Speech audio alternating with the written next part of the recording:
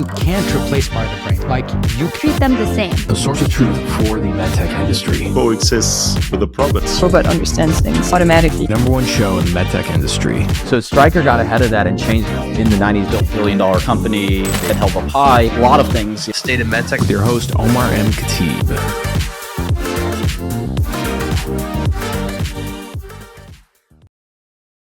Hey everybody, welcome back to the show. I'm joined by my good friend Shawn McKenna, who you'll remember from past episodes. He's a sales leader in the medtech space, specifically with a great background, similar to mine in the sense that we both come from the robotics world. Shawn and I share a love for books, and of course, we talked about a lot of different books that are important. One of them is something that I think a lot of our mentor Shawn have recommended to us, and a lot of people in the audience have heard about, which is the book called "The 5 Dysfunctions of a Team" by Patrick Lencioni. And before we, I'm going to bring up an image just to kind of show the pyramid of those 5 dysfunctions as we get into it. But maybe we can talk about, how did you first hear about the book? When did you read about it? At what point in your career, and how did that influence you? Yeah.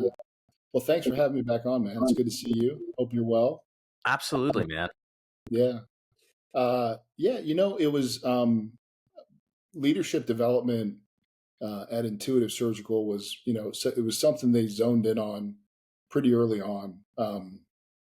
For those who know, Jerry McNamara Sr., he is passionate about developing next generation leaders. And so I can't tell you the number of books that we read while I was there, but it seemed like every year as part of our leadership development program, we'd have a new book come out. And this is one that really has stuck with me through the years. I actually use it anytime I take over a new team or bring on a new member of a team. We review the 5 dysfunctions of a team, so it's kind of like core to how I enter leadership discussions with new leaders, with experienced leaders, because I really think it hits on the 5 fundamentals. And we all read it together at Intuitive, probably somewhere around 2006, 2007. And we were at this goofy point in the evolution of the company where we were entering into like this crossing the chasm phase and starting to go into hyper growth mode. And when you do that, you bring on so many people so quickly that if you don't have a common language about how you work together, if you don't have a common language about how you're developing a high performance culture, a highly functioning team environment, then it's real easy to get lost quickly and lose your way as a leadership team. And so this became that common language for us. And if you talk to anybody who was there from 2006 to 2010, they know the 5 dysfunctions of a team. They know the importance of having a foundation of trust. And more importantly, I think they know how to recognize when you're on a team, which sounds maybe a little remedial, but I think oftentimes folks are on a team and they don't even realize they're on it. And so how you show up for your team members really matters once you figure out that, hey, I'm actually on multiple teams within an organization. So that's what we started. It was probably mid 2000s at Intuitive Surgical. I love that. Yeah, and I guess similar to you, when I started my career, I was at a robotics company. I was Missouri Robotics, and so I was mentored by Chris Sells, who's our VP of Sales, and there was a set of books that I asked him about. I asked him specifically, what books can I read to elevate me professionally. Crossing the Chasm was the very first one.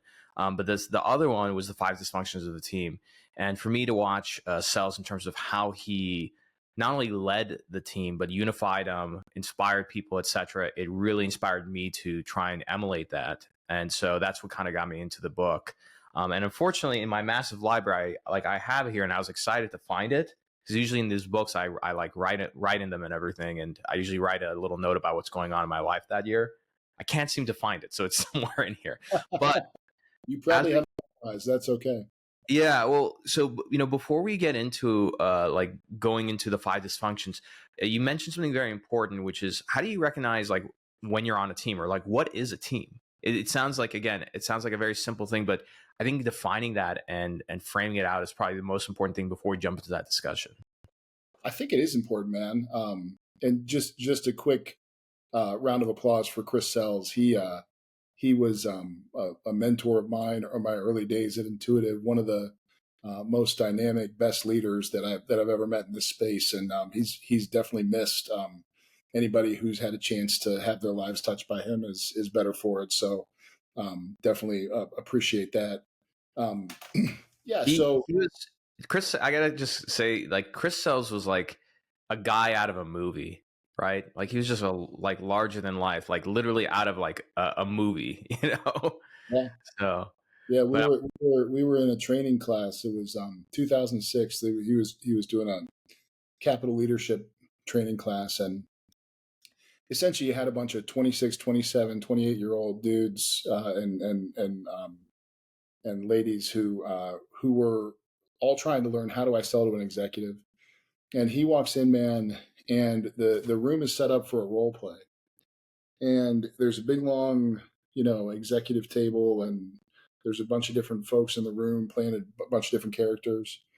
And he walks in as the capital rep and takes the seat at the head of the table where you would assume that the CEO of the health system would sit.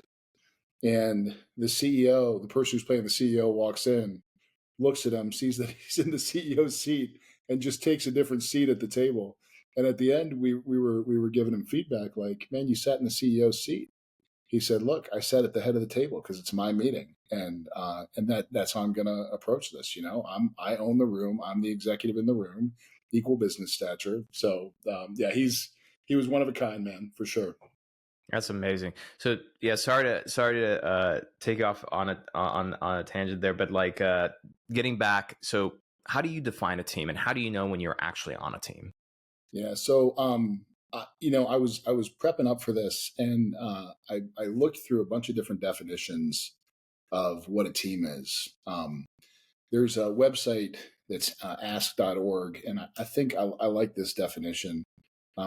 They say that a team is a group of people who perform interdependent tasks to work towards accomplishing a common mission or specific objective. A group of people who perform interdependent tasks to work towards accomplishing a common mission or specific objective. Another definition on the simpler end of it is a group of two people or more working towards a common goal.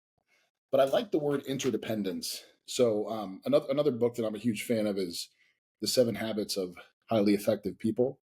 And it essentially walks you through what an evolution of behaviors looks like to go from being a dependent person to an independent person to an interdependent person. And interdependence is this concept that if I win, you win, we win. There's something called the abundance mentality that the 7 Habits talks about, which is, and actually, if you're a movie fan, John Nash in the movie A Beautiful Mind, they talk about this. His big breakthrough was the Nash equilibrium that they apply to economics now, which basically says that if I understand your strategy and you understand my strategy, and neither of us changes our strategy because we know that there's an interdependence between our two strategies, that it's a win-win situation, then we've established an equilibrium there, right? Where I trust you to do what you need to do. You trust me to do what I need to do. And so long as neither of us change our strategies, we both end up winning at the end. And so I love this concept of interdependence. In the sales world especially, one of the first things you have to realize, because it's an individual contributor world, right? For the most part. You're out on an island, you're calling on your customers by yourself, you're taking care of your customers by yourself, unless you have the good fortune of having your manager in for a field ride for the week, which we all know how much fun that is. But for a lot of the time, you're alone. And so it's really easy to get siloed out into what you're executing on every day and forget that you're part of a larger organization, you're part of a larger mission, you're part of a larger goal. And so part of the challenge, especially in the medtech world and sales, is to foster this environment where folks realize all the different teams they're on, and they realize that there's this interdependence, right? So you're on a corporate team if you're a member of a sales organization. You're one contributing piece. So is marketing. So is product design. So is finance, right? There's all these. So is field service. So is quality regulatory, right? So is legal. There's all these different members of this team, and whether you like it or not, there's an interdependence there. They need you to be successful. You need them to be successful. So as a salesperson, one of the things that I always tried to do was figure out, how do I get as many folks as possible understanding what I'm trying to achieve, trying to figure out what they're trying to achieve, and understand how we can work together, cross-functioning within the organization. And productivity goes up as a result, right? Stephen Covey also has a book called The Speed of Trust. It says when trust goes up, productivity goes up, results go up. When trust goes down, productivity goes down, results go down. So one of the ways to establish trust is just recognizing that I'm dependent on you and you're dependent on me. And so long as we are aligned on what we're trying to achieve together, we're going to be okay. Same goes for the team that you're on with your customers, right? So you have your corporate team. You also have your customer teams, right? So if I'm working with a physician and my technology is helping to provide him and his team, or her and her team, with the ability to provide some sort of new care for their patients that's going to improve their lives or improve outcomes, I'm a really important part of that team. And so understanding what their strategy is, what's important to them, what outcomes they're trying to drive, and how that fits into what I'm trying to achieve in my goals, and being open and upfront and honest about that is critically important. So the first thing I would say is just recognize what teams you're on. And it's more than one. It's not just you and your manager and your counterparts. You have a corporate organizational team, you have customer teams, and understanding how many different teams you're on and what your role is in those teams is really, really important. No, I totally agree. I think especially this is it's important in two different areas that come to mind for junior people. One is for medical sales reps, because again, they're out on an island, they're by themselves. And so since they're disconnected with people, they don't feel like they're on a team exactly, but a lot of their actions and what they do will affect other people. The other one is for new marketing managers. I think for new marketing managers, they're trying to get things approved and everything. And so a lot of times, as an example, they see legal and regulatory as a obstacle, right, to deal with. And when in reality, you have to look at them as a partner, because a lot of times when maybe you get something through on the marketing side, you're not taking into account how does this affect the regulatory team's week or month when they have to manage, the blowback or anything that has to do with what I'm dealing with right now. And so I think just by framing that in your mind, it causes a change in behavior. And good launching off point. I want to read through the 5 dysfunctions, and then we'll kind of start attacking each one. I'm curious which ones sort of stood out to you most in your career. So when we look at the 5 dysfunctions, I'll pull up the pyramid of success in a second, because it's not the dysfunctions. So the 5 dysfunctions, starting at the very bottom, which is why it's the foundation. One is absence of trust. Second one is fear of conflict. Third one is lack of commitment. Fourth is avoidance of accountability. And the last one at the very top is inattention to results. And then let me show, for those who are watching on Spotify or YouTube, the image. Quick commercial break for marketing leaders and sales leaders. I don't have to tell you this, but it's worth reiterating that the time clinicians have to meet with medical reps is limited. You know this and feel this. It's been a challenge for med device sellers for decades. Now, with the rising workloads and patient care demands, clinicians' times are shrinking even more. And the window for your sellers and your sales team to meet with these clinicians consists of pretty much just minutes in a busy hospital hallway. The reality is your sellers have to make every second count, or someone else will. They must be concise, they got to be efficient, and use highly relevant information to make the most out of these brief interactions. ShowPad is all about focusing your sellers on the art of selling, which is about building trust and relationships. And while there's science, the ShowPad solution handles the behind-the-scenes prep and follow-up work to make your team more effective. The best part is that you get insights on content and training performance, so you can make strategic decisions and invest more in what works based on data. ShowPad helps your sales and marketing teams spend their time in more productive, high-impact ways, with a multiplying effect on your revenue results and growing your pipeline. So to learn more, go to showpad.com/State of MedTech. Now, let's get back to the show. We have, here we go. So this is what it looks like when you solve for those and you have a functional team. So you have great trust at the bottom. You're able to resolve conflict. You commit as a team. you hold each other accountable, and you focus on results. What's interesting, and I'm wondering, if you can dive into this, I think a lot of people immediately think when they think of a team, they think that the focus of results is the very first thing, but it's actually the last thing, right? Yeah. Well, I'll double click on two things you just said there. So, if you're right, whether you're a marketing manager or a sales rep or somebody who works as an individual contributor, and you find yourself disconnected from a corporate office environment, it's easy to have that like isolation syndrome, and that can wreak havoc on creating a functional team. So, if you want to pressure test yourself, just thinking about whether you refer to particular individuals or particular parts of the business as we and us or they and them is a good pressure check as to whether or not you think you're on their team or if they're a different team.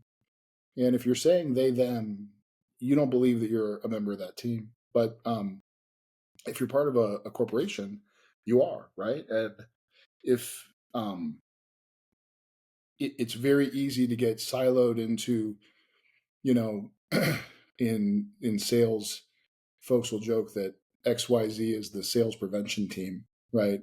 Well, legal takes so long, or quality and regulatory, man, they make our lives hard, or gosh, why won't marketing just give me this tool? And in all reality, the more you get exposed to the critical nature of all of those functions, finance, legal, RAQA, clinical research, marketing, product development, all those functions serve such a critical role in our opportunity as customer-facing sales individuals to build a successful business that I would challenge folks who think that way to try to just spend some time getting an education on what do those departments do for our company, and how can I help them? Because if you really want to be a contributing member to a high performing team, it's critical, first of all, like I said before, that you realize that you're on one. So results, to talk about that, you can look at it as results are the last thing. I look at it as results are the focus, right? We all want to drive results. So results are actually what you start with. But I'll point to, the 7 habits again. There's this concept of you got to begin with the end in mind, right? So we want to achieve these results. These results are metriced by financial achievement. These results are metriced by the number of customers. They're metriced by clinical outcomes, operational outcomes for our customers. They're metriced by stock performance. There's all these results that we want to drive, right? And no matter, and this goes back to that Nash equilibrium, no matter what results you want to drive, there is research that goes across multiple books. It's referenced in multiple, economic theories, business strategy theories, that if you have a high performing team, your results are not only more likely to happen, but they're more likely to happen in a more efficient, effective, and repeatable manner. And what I think the 5 dysfunctions of a team does a great job of outlining is that begin with the end in mind, backwards plan of how to build a highly functional team to get the results that we all want. And at the foundation of it is trust. There's a book that Stephen Covey wrote just about trust called The Speed of Trust that I referenced earlier, that if you just focus on trust, you're doing a pretty good job. And if you read the book, it's really good. It talks about, it's a parable, right? So it tells it through a story, and it basically says, this is what bad looks like, and this is what good looks like, right? So again, if you just want to do like a test at home and say, hey, do I work on a team where there's trust, right? So what good looks like is, now, first of all, remember, identify your team, right? Is this a customer team? Is this a corporate team? Is this my management team? Do I feel like I have a safe environment to speak up, right? Am I holding things back? Or do I feel like I've been given permission to be vulnerable, right? If I ask a question, is it well received? If I have an objection, is it heard? Right? You know me, man. I'm a big fan on listen, tell the truth, earn the right, and execute with excellence. And if you're on a team where people are listening and telling the truth, that's a pretty good sign that you are working with some level of trust. Am I on a team where people are helping each other? Right? So is asking for help looked at as a strength or weakness? Do people approach each other with empathy and understanding, or do people approach each other with judgment and criticism? Right? And are we leveraging our collective strengths for the good of the team? Right? So if I'm good at something that our team maybe isn't great at, are people tapping into me? Am I tapping into others on the team that maybe have strengths that I don't? Right? So if those things exist, then you probably have some kind of foundation of trust. If people are hesitant to ask for help, if people are afraid to be vulnerable, conceal their weaknesses, if you don't see empathy on display, if you dread meetings with your manager or team members, those are probably good indications that you aren't on a team where there's a foundation of trust. And so the good news is, I think that whether you're on a team that has high trust or not, or if you're on a team where the other members don't recognize that they're a member of your team or not, right? You have an opportunity to use trust as a common language. What I found is that if you can approach somebody with empathy and understanding and say, hey, I feel like we're team members, and I feel like we maybe don't have a common language about what trust we should have with one another, and I'd like to work on that with you. I've never approached somebody, no matter how close or new the relationship, who said no to that, So, but everything hinges on it, right? If you're going to have a highly functioning team, if you don't have this, then none of the other building blocks matter, because it all falls apart if you don't believe that the other person's being genuine and honest with you. Yeah, I completely agree. And something I want to touch more on this concept of trust, because I think you're absolutely right, which is if you start with the end in mind, so you focus on results, right? And you put those up.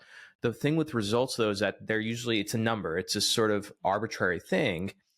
And the only way you can actually get there is managing your, weekly and daily activities. Like what actions do you actually take? And I think it all starts with trust. So if you look at the three dysfunctions that precede the results, so holding each other accountable, committing as a team, and resolving conflict, all of those pretty much lie on the ability to establish trust. Yeah. And I think I'm wondering how you like to do it. Like when you go into a new organization or a new team. For me, Joseph, our good friend Joseph Othman was on the show, and he made a comment about something that I thought was interesting. He said that he's your good friend. He's my friend. I love Joseph. He's my good friend. That's right. So he made this comment about a LinkedIn post that he really disliked, and the post was something about you should not become friends with people you work with, and he didn't agree with that, because he said, you should try to be friends with the people that you work with, or at least feel that you can connect with them. They're people that you would actually hang out with, you share values and everything, because in that event, you want each other to win, and you have better trust, which I think, if we look at some of the most successful companies, if we look at like Intuitive Surgical, it was an absolute pressure cooker in the early 2000s. It was barbarian school, right? But a lot of the people who came into Intuitive Surgical, they developed this level of trust with each other coming from US Surgical, right? At least the early class, So I think there's something to be said about that. And if you look at some of our more successful companies in our industry, while I don't like it so much, there's also a reason why certain people, like once they get into a company, they hire the people they work with. Like at Mazor, everybody at Mazor, it's like 1 or 2 degrees of connection, but it worked back then, Yeah. So I think this ability to establish trust, how do you go about doing it? So Shawn's planted, and I'm going to take you down a few notches, not as a VP or a C-suite leader, But let's say you're a manager. So you're you have some authority in the totem pole, not a whole lot. You're in a new department, new team. How do you go about establishing trust the first week? Yeah. Well, it's first of all, I think that the more that you can understand the people that you work with, what motivates them, what's important to them, who they are as human beings. Friendship is something that means something different to everybody. So I think the word friendship can be triggering to some people. Some people reserve that word for very, very, very close relationships. Other people would say, I've got 1,000 friends. So I think that can be a triggering word. Um, Joseph's never met a stranger, right? So you could meet him last week and he'll call you a friend, right? And whether it's friendship or whether it's interpersonal relationship or whether it's common understanding or whatever it is, I think knowing the people that you work with is very important. We all essentially work for the folks that we go home to, our friends and family. Those are, for most people, the relationships that they think of first when they think of who do I work for. I know I do. I've got 3 sons and a wife, and we've been married for 20 years, and everything I do from a professional standpoint is to provide for them. And so understanding what's important to your coworkers, what makes them tick, what their hobbies and interests are, how they like to be communicated with, those are all things we can do together just as human beings. I think about, like, if if you're at a dinner party or your kid's on a new sports team, or you're thrown into a volunteer situation, whether it's through your church or through your community or through your schools, right? How would, and you're assigned to this thing that you're trying to do for 4 to 8 weeks, whether it's a team or a volunteer or whatever. How would you interact with those human beings, right? And would you spend some time getting to know them, getting to understand them, getting to and if you apply that same philosophy to the teams that you work with over the first 4 to 8 weeks, let's just figure out who we are as humans, right? What makes us tick? And before we start to figure out these complex things that we're trying to do together, what's important to us as individuals. And I think for a new manager or an individual contributor, leadership doesn't require title, right?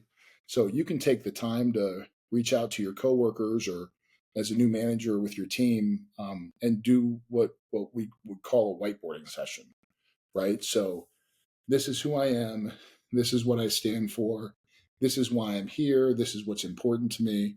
And it's a 5-10 minute exercise. And it's remarkable how much we have in common as Absolutely. no matter, we're all seeking Maslow's hierarchy of needs. We all are the stars of our own story. Most of us are just trying to do the best that we can with the tools that we've been given. So we all have so much in common that just spending that time up front to get to know one another and figure out what's important to each other is the beginnings of building trust. And I would say that if you're in a leadership position, if you're managing people, whether it's a team of 5 or a team of 5,000, really fantastic leaders are able to show their team 3 things. They're able to show them how to be vulnerable in front of a large group of people. They're able to lead with humility and ask a lot more questions than provide answers. And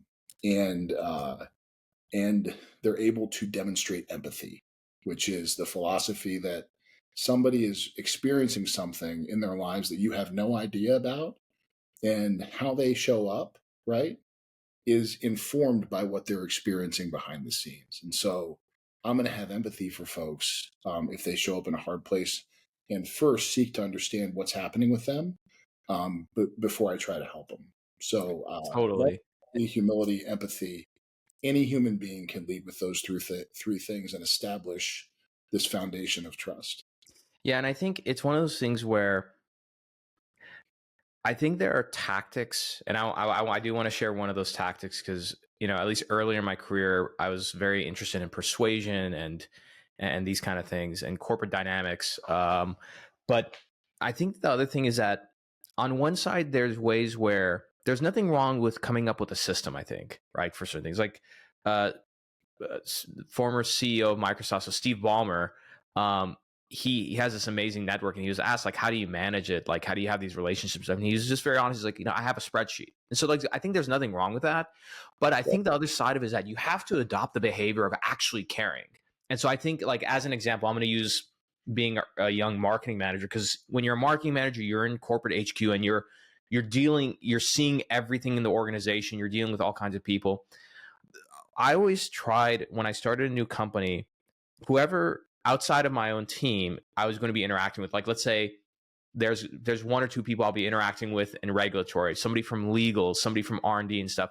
I try my best within the first month, where I actually prioritize it. That's when I usually have the time, is say, hey, like, I'm new to the organization. I really like to take you to lunch. It's very important to say, not, hey, let's get lunch. It's, I would like to take you to lunch.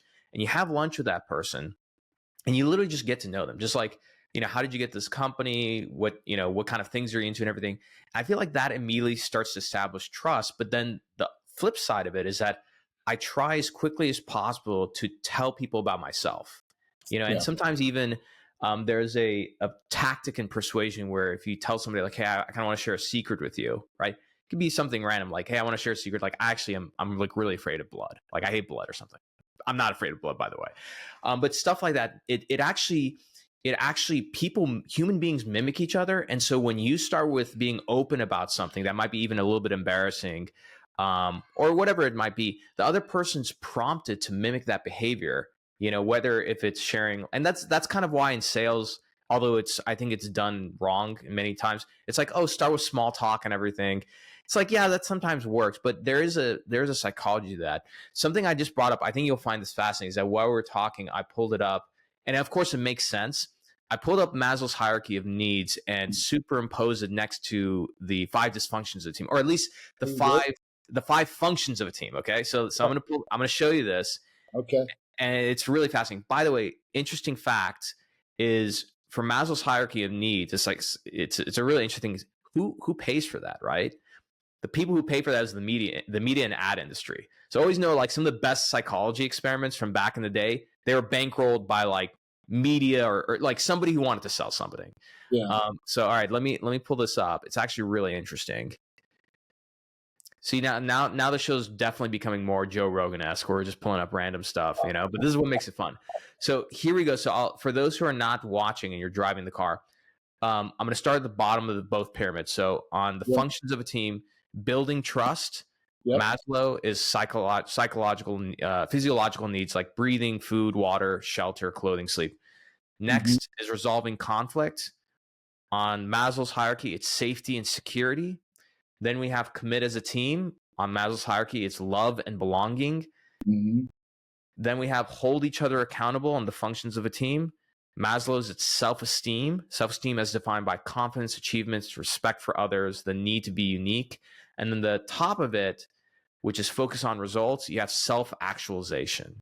And I think, again, like I think you pointed this out like really well, which is you start with the end of mind, right? Of focusing on results. Same with like in Maslow's hierarchy of needs, like you want fulfillment in life, but in order to get there, you can't be self-actualized if you don't have like food or water. You can't get results if you don't have any trust in the organization. Yeah. Well, look, man, I love it. Yeah. I totally agree with that. And I think that if you look at developing an organization through the lens that you just put it next to, like the critical things to develop yourself, right? That we all need as humans. There are some through lines, right? If you don't have oxygen and water, safety and security doesn't matter, right? If you don't have safety and security, it's hard to find love and belonging. If you don't have love and belonging, and this is well documented. I'm a big believer in this. If you don't have love in your life and you don't have a sense of belonging, it's impossible to have self-esteem. And that's where, like, as the leader of a team, if you see somebody struggling, right, it's real easy to oust people and say, man, something is going on with them. They're not showing up for their team. They're really selfish, yada, yada, yada. The number of times I've had conversations with folks like, is everything okay? Like, and people start to open up, if you, again, show up with empathy, people start to open up with you about struggles that they're having with a relationship or struggles that they're having personally. And 9 times out of 10, if you take the time to care for people, listen to them, and help them through a challenging time, not only do they show up better for themselves and for the people in their lives, you've built loyalty and trust with another human being for life, And Absolutely. look, Fred Rogers said, look for the helpers, be a helper, don't be somebody who pushes people to the side, be somebody who pulls people in. And is it going to burn you every once in a while? Sure. But I'd rather defer to empathy and vulnerability than, ousting people.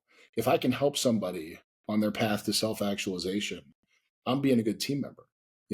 So if I can help them find love and belonging and self-esteem, hopefully in our world, they're not struggling for safety and security and food and water. But in your private life too, right? You can find ways to help people get those things. I mean, again, I'd look, say especially with salespeople, wouldn't you agree? Because like salespeople are like athletes, and so sometimes, if a salesperson is like just not performing well, like a lot of times it could be like things aren't good at home. Maybe they're not taking care of themselves. I completely agree with you. yeah, Because sales is such a psychological game, like with yourself. And I yeah, think like some of the best people who are sellers usually have things ironed up pretty well, like in their home and personal lives and everything. It's very difficult to have like a knockout drag out fight at home and be like, oh yeah, I'm gonna put my like work hat on and go to work and everything's fine. Like that stuff leaks over. yes, yes, yeah. Understand that we're all human beings first, and understand that as you try to achieve more and more in your career, you're likely engaging with folks who are wired in a similar way, right? Very competitive, very driven folks. Um, and So as you become more senior in your career, what you start to understand that you didn't, what I understand in my 40s that I didn't understand in my 30s is that your power isn't really in what you bring to the table as an individual contributor. Your power is in your ability to foster and develop a culture where people can thrive, and help others to understand that the value of that interdependence, the abundance mentality, where if I win and you win, we win together. You know. I completely agree. So I have a question for you. So, you were at Intuitive in like the builder years, the barbarian years, in my opinion, right? And so that period was so high pressure, right? High expectations and everything, right? And it worked. That the experiment worked. It worked really damn well. We're in a different time now. And when I'm wondering that for you as a leader, right? How how do you foster a culture of accountability, extreme discipline and extreme accountability with a high pressure sales environment without like damaging morale? Because I think back in the 2000s, a lot of things that worked back then for Intuitive, you not only can you not do it these days, like you might get sued even. And again, just for clarity, like nothing that bad was done, but again, we're in a very woke and like soft society these days. So I'm wondering, how do you foster that level of high accountability in 2024? Well, I think we are evolving as a human species, and I think we're evolving in how we interact with each other. And we talked about this a little bit the last time. Um, you have more access to information on every topic under the sun now, infinitely more than you did even 10 years ago, right? And much, much, much more than you did. You have access to different people in a way and networks in a way that you didn't have 20 years ago. And so whether it's, Intuitive Surgical or any other company, there's, what got you here won't get you there mentality. The way that we functioned as a society is totally different now than it was 20 years ago. And so if the first thing I think that you have to understand as a leader, and this goes back to a Covey book too, is your cheese is going to get moved, right? So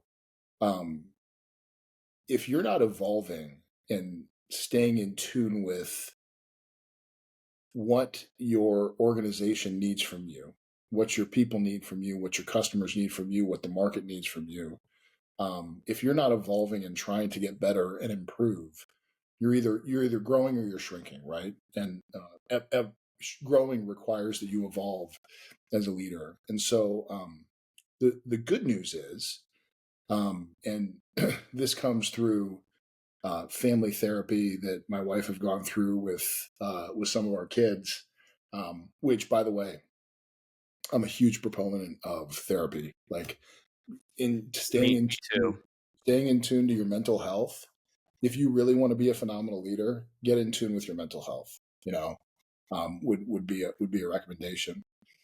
But my son's generation. So my oldest is 18 years old. I have a 16-year-old and a 14-year-old.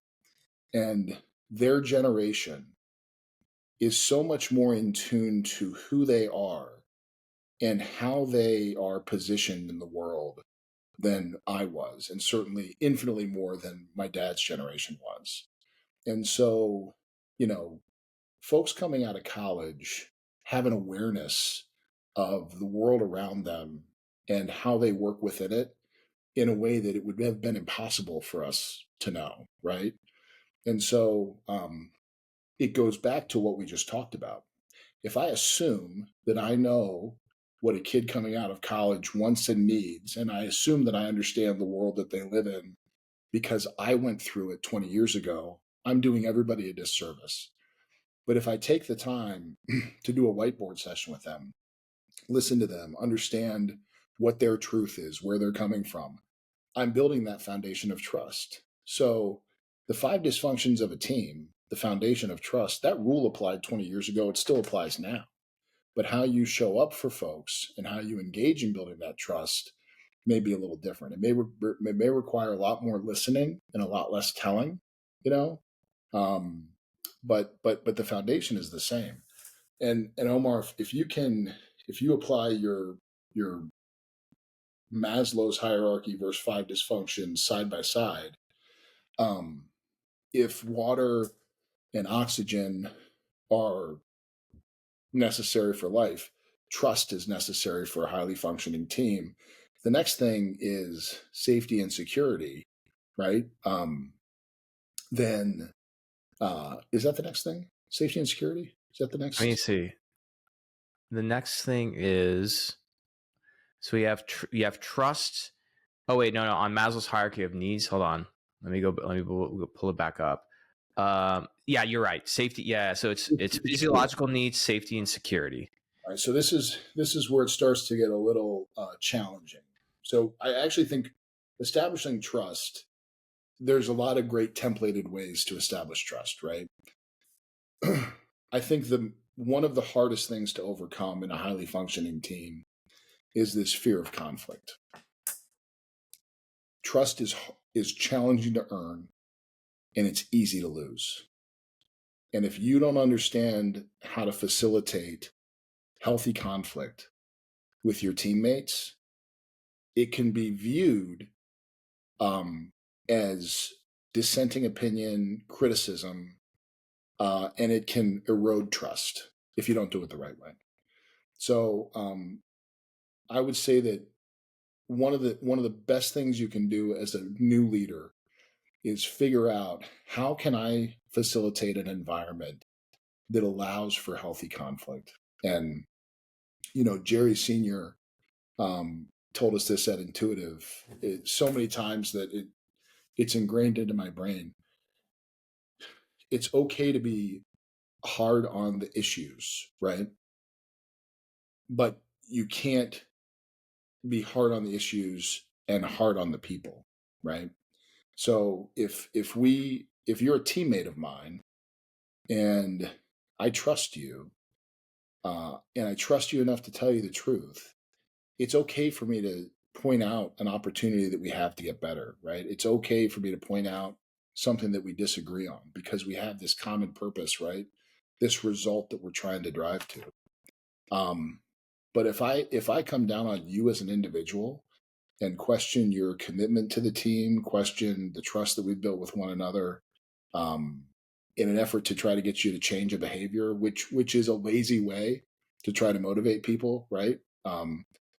Fear and intimidation is a lazy way to try to motivate people. It totally destroys trust, and it doesn't get to the healthy conflict that we have to to get to the next phase, which is commitment to a common task. So, You know what's interesting, Shawn? You just mentioning this. A lot of this, and I say this now because I'm experiencing it firsthand as a business owner, as an entrepreneur, is that a lot of these things are similar to how you would run a family, right? Like, I have a son. You have three boys. Your kids are much older than mine, but I'm sure you would agree with me that like the right way to raise boys is that, yeah, you can threaten them all you want, right?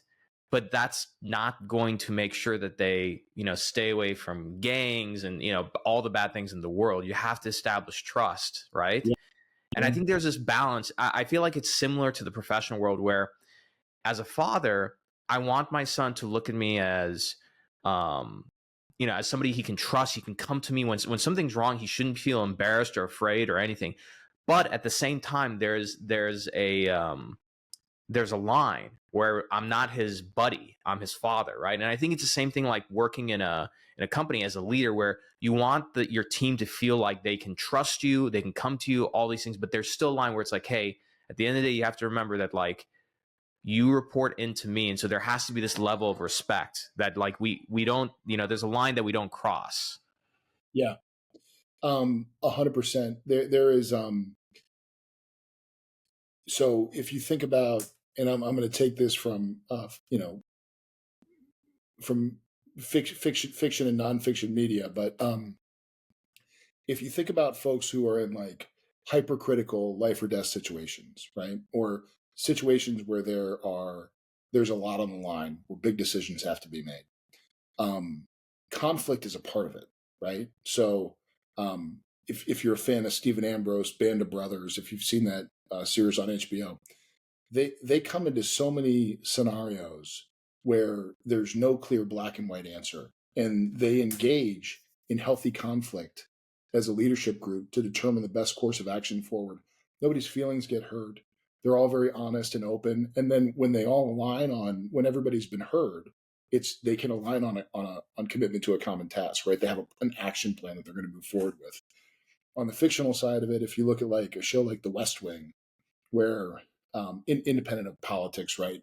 If you just look at the critical decisions that they make in that show on every episode, and the level of experience that the people that are trying to make those decisions have, they're all massive responsibilities with people who have really incredible resumes, and they're trying to make these very, very important decisions, and they engage in healthy conflict to make them, right? And so if you're on a team where you have fear of conflict, what happens is you don't address problems directly. Instead, you try to find workarounds, right? So again, if you want to pressure check yourself and say, am I on a team where I feel like I can have healthy conflict?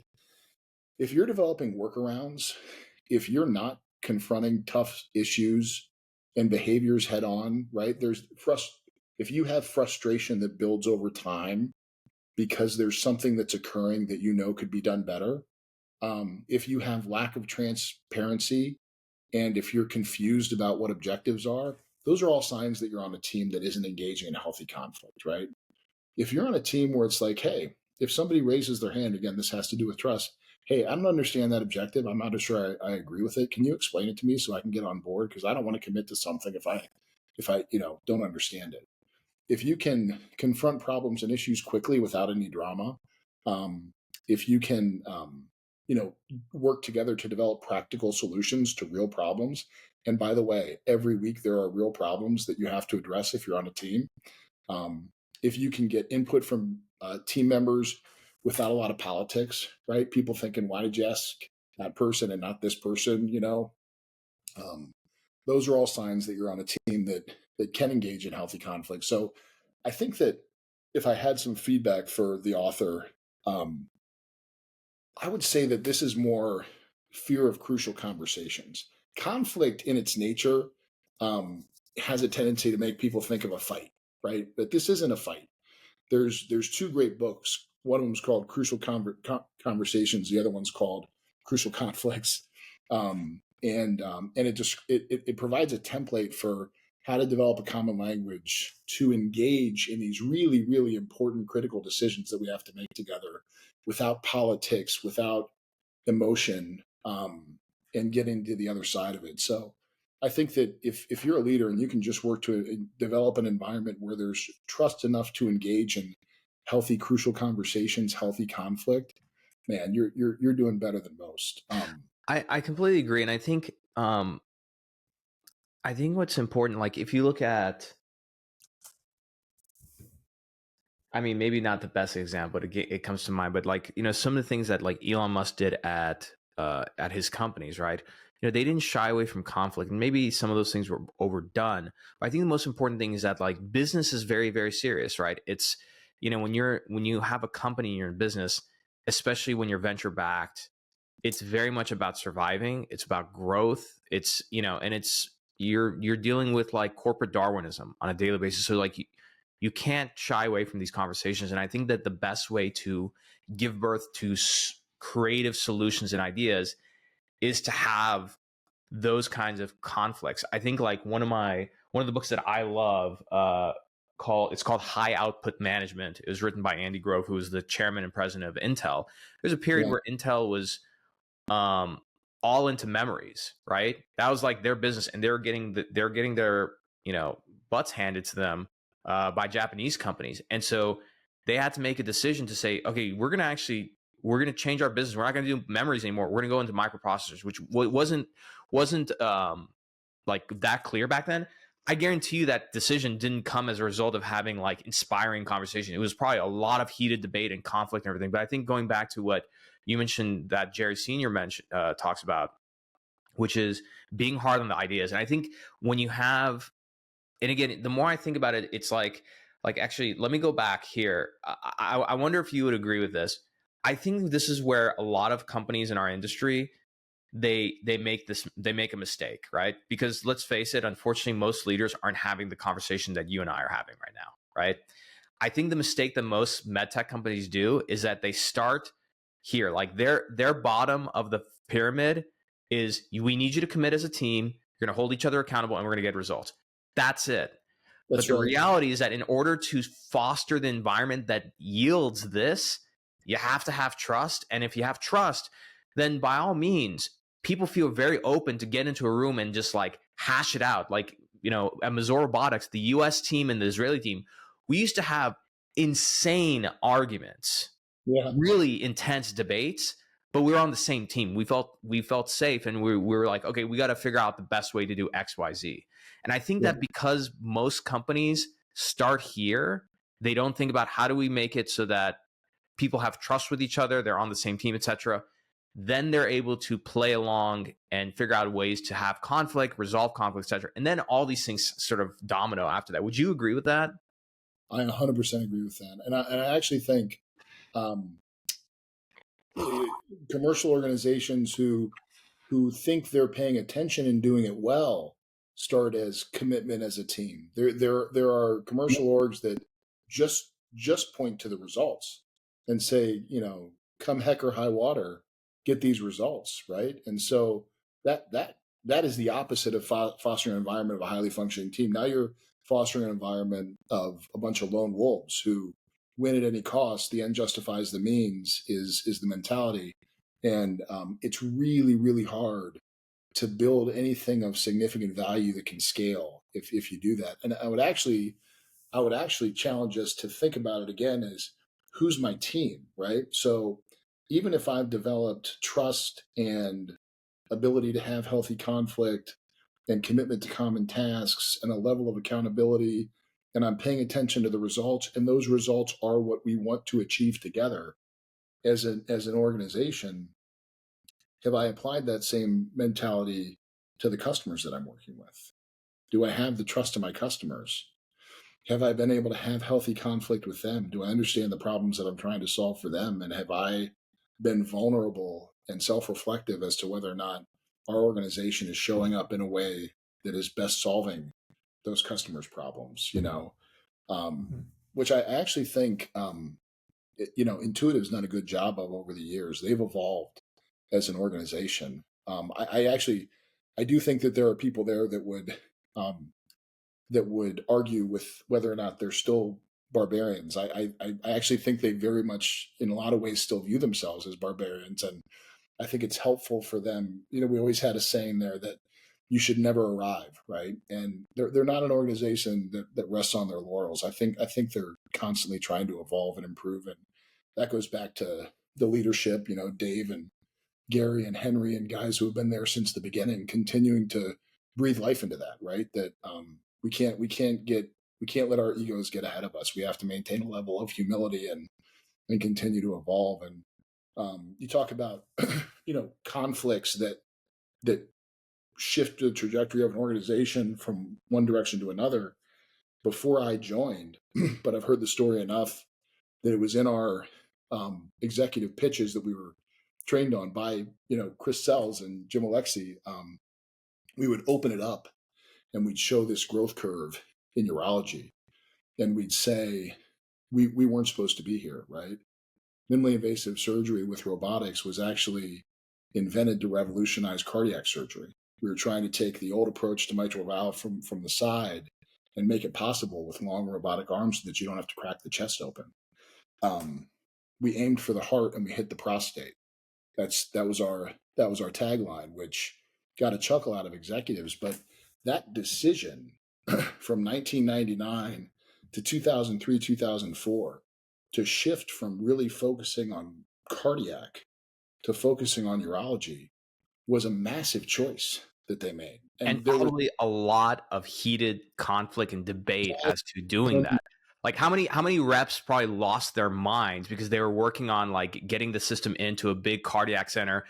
And then the leadership team said, hey, no more cardiac, no more nothing, radical prostatectomy. That's it. Like, yeah. I guarantee you a lot of people fought tooth and nail for that not to happen. Oh, and I'm sure that if you could be in those rooms at the time, it didn't seem cordial, right? These are passionate discussions that really, really accomplished people were having about the strategy of an organization. But what I think that they did and what they continue to do is they listened to the customer base, right? And the customer base was telling them that there's significant value here. And there was courage in the executive leadership team to shift and maintain that, level of flexibility to pivot to a strategy that included urology. And of course, the rest is history, right? And then when they did it too, so when they had that conflict, then they all committed to it. And you saw the shift in the organization. There was full cross-functional organizational commitment to urology.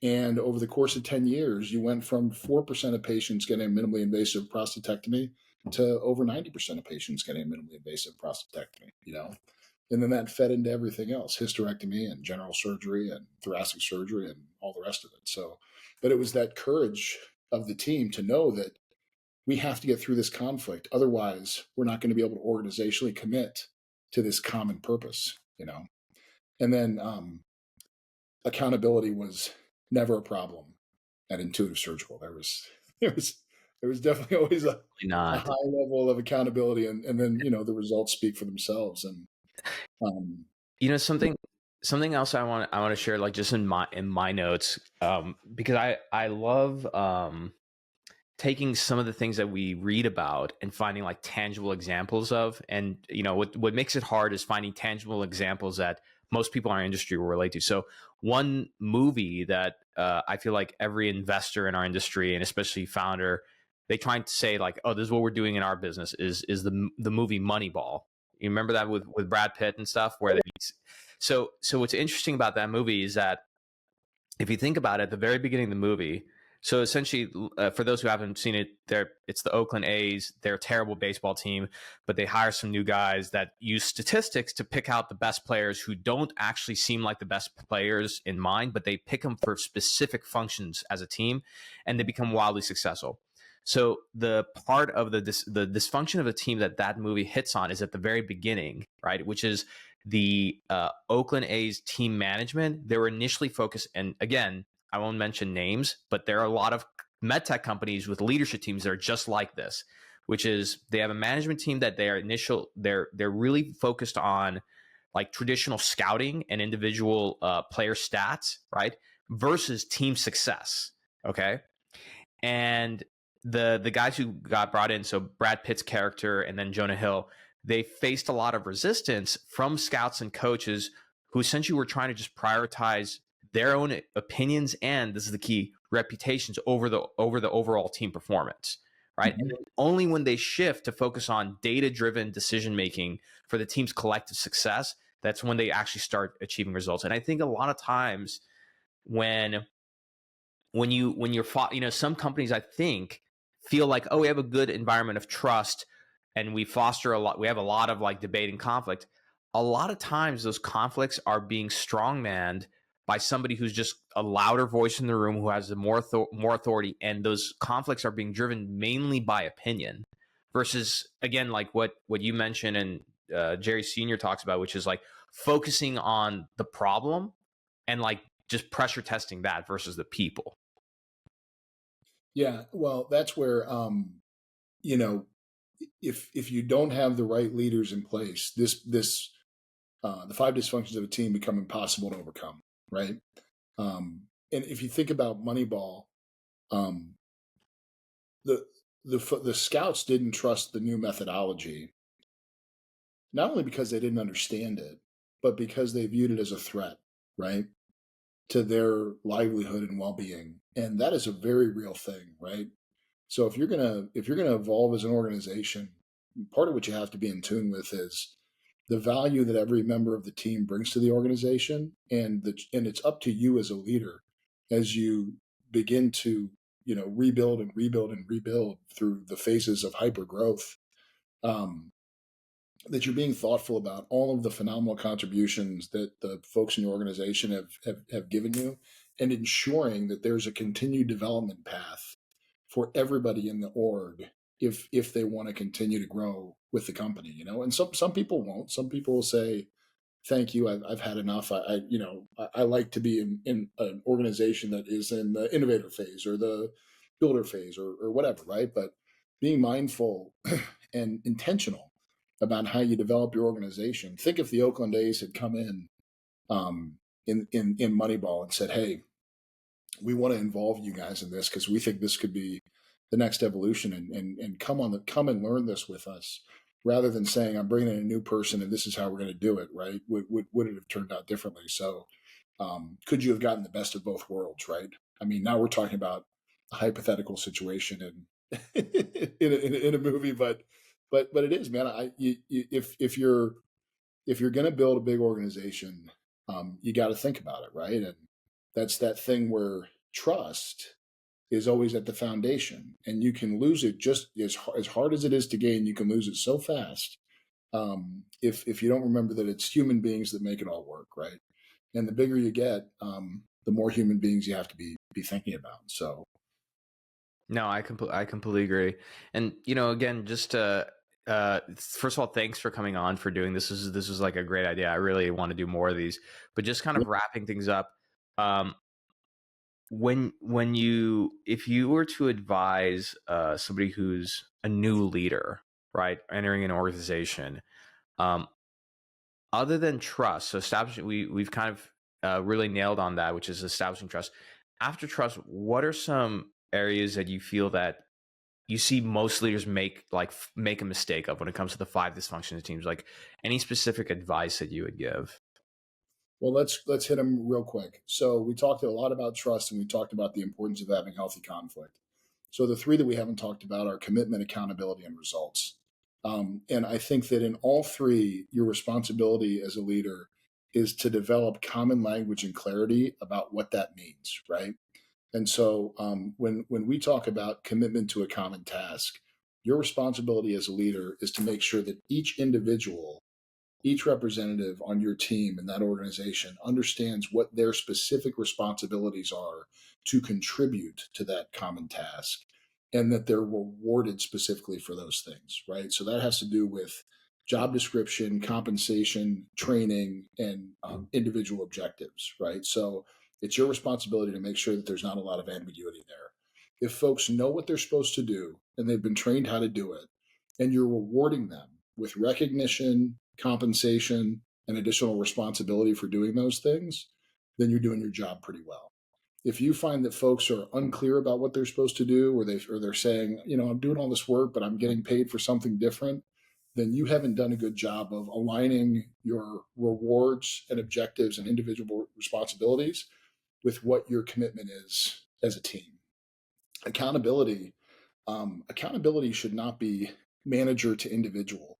In a highly functioning team, just like in a highly functioning sports team, accountability is amongst teammates. So I would say that as a leader and as a member of a team, if you're in an organization where you all hold each other accountable because you know what you're supposed to be doing and you've all agreed you're going to do it and you all know how important it is because you've been through the conflict, right? Then accountability doesn't come from the top down. Accountability comes from within. So if you're a leader and you pressure check yourself and say, man, I'm really the one that's needed to drive the accountability with spreadsheets and weekly calls and one-on-ones, then you have work to do, right? A highly functioning team holds each other accountable. And a highly functioning team, every team member, including folks holding their manager accountable without fear of retribution or pushback, should exist as well. So, and then finally, be really, really, really clear on what results you want to drive.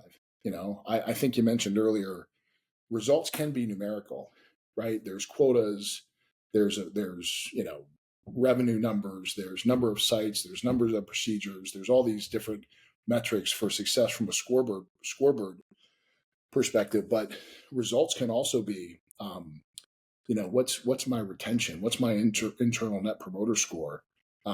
Do people feel like they have a career path here, right? There are cultural measures of success as well. So I would say as a leader, you have the opportunity to broadcast results that are non-numerical, that will reinforce that you're building an organization that values the human beings that work for you.